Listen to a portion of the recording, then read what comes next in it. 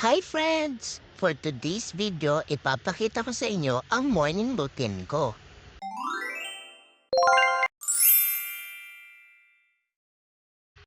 Pagkagising ko, pinagwo-walk ako ni Daddy sa backyard namin para magpati at para ma-exercise na din ako.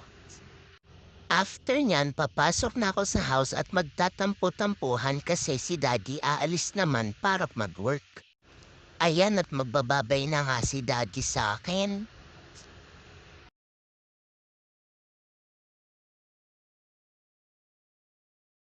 After niyan, eto si Mami uutuin ako panoodin ko na lang daw yung mga chicken ni Lolo para mawala na yung sadness ko.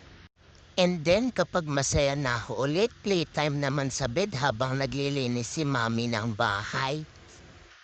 After kong malungkot at maglaro, syempre ginugutom ako kaya ayan, kakain na po ako ng breakfast ko.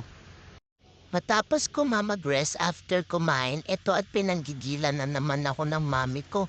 Naku, bahala ka nga dyan. Eto guys, at guguluhin ko na lang ulit yung mga toys na kakaayos niya lang.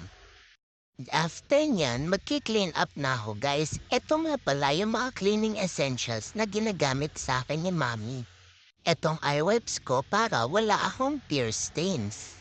And then, itong baby wipes na pamalinis niya ng face at ng body ko para matanggal yung mga dumi. Tapos itong pet cologne ko para lagi daw akong amoy baby.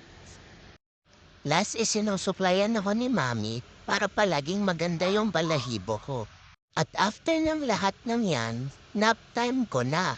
And that's my morning routine. Salamat po sa panonood nyo.